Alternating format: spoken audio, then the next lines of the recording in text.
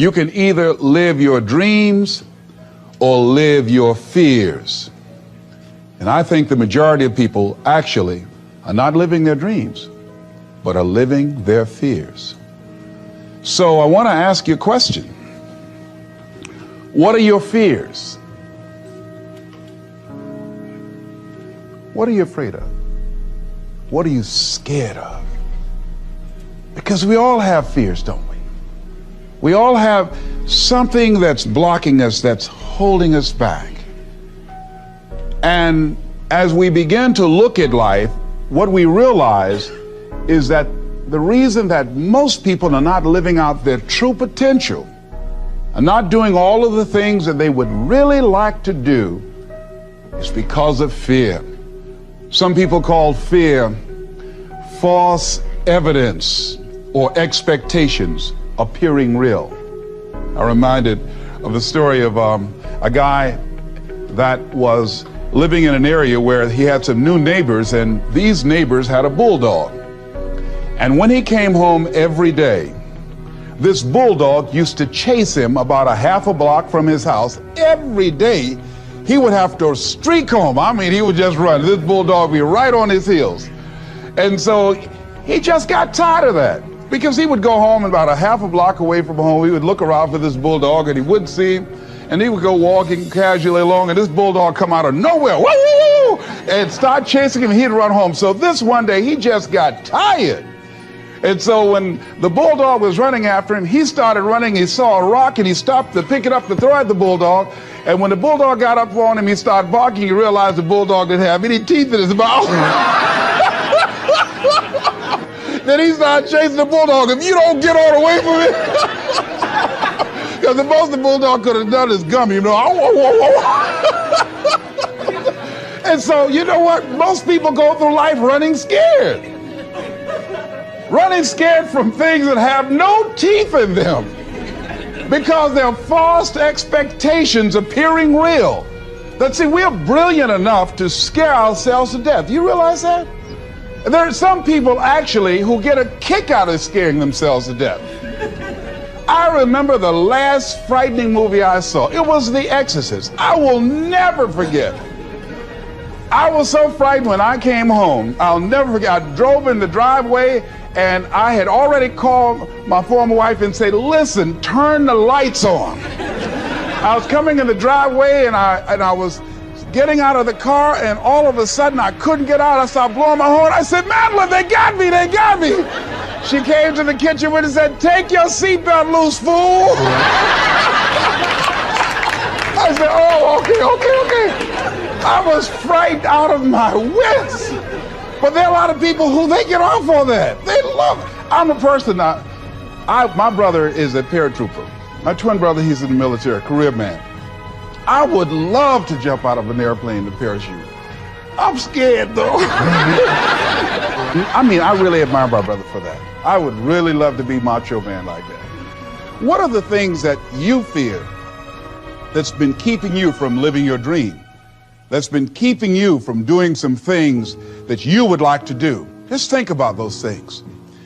And how do we begin to handle that? Abraham Maslow said that life is about growth. And he said, you can either go back to your comfort zone, and there you won't find any growth, or you must be willing to go forward and face your fears again and again and again, because you're never going to have a fear-free existence. I mean, some fear is acceptable and legitimate.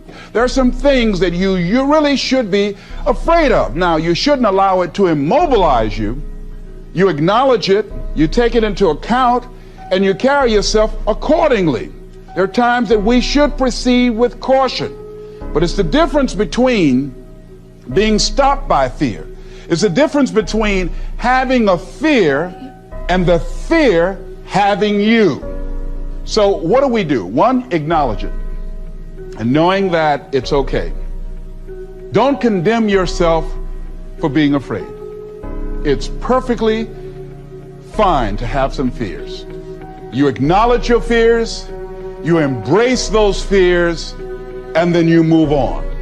you act on whatever it is that you fear. Because once you embrace it, see, what you resist will persist.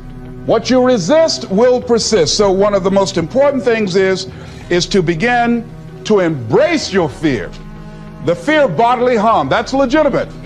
When I was a disc jockey in Columbus, Ohio, you know, I was young, like 22, 23, thought I was tough, and I was on the air, and Al Green, who was a great performer at that time and still is now singing gospel music, had a record. His first hit record was Back Up Train.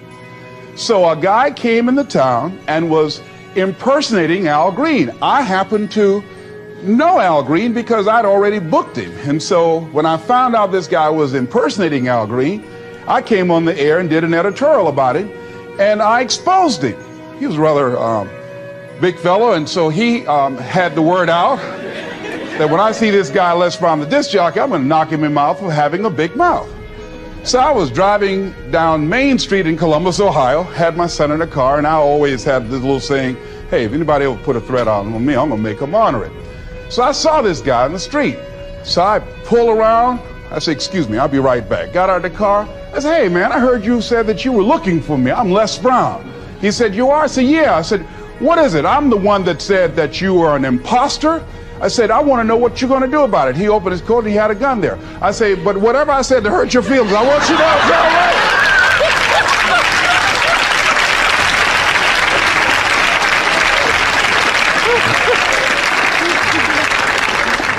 Acknowledge your fears, carry yourself accordingly, and do what makes sense for you. Well, one major fear I've always had is a fear of the dentist. And this fear had me. I didn't have that fear. And what really reinforced it, you got to watch things that can feed your fear. I saw a movie that most people would not remember. This movie was starring Dustin Hoffman. It's called The Marathon Man, with Laurence Olivier.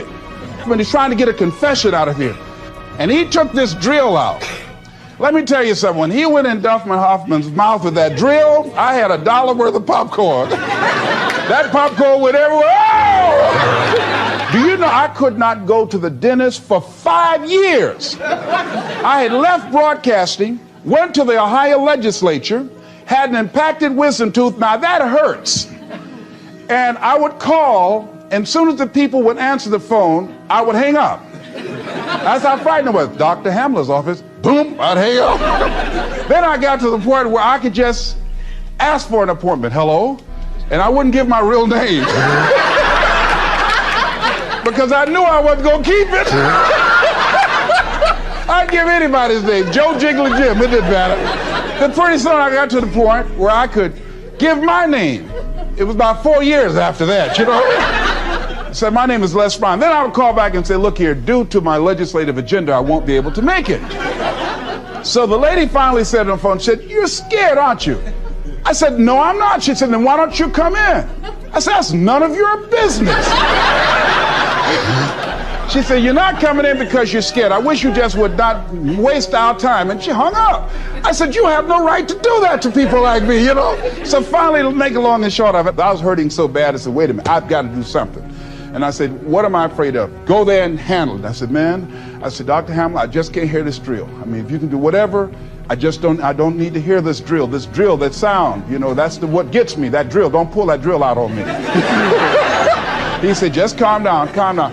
And it wasn't really bad as I thought it was. One of the things you find out that when you face your fears, it's not as bad as you think it is. And when people tell you, I just can't do it, I can't handle it, I mean, really, I can't handle it, what they're envisioning is that they're not going to be here. They're going to clock out like you're going to die. And guess what?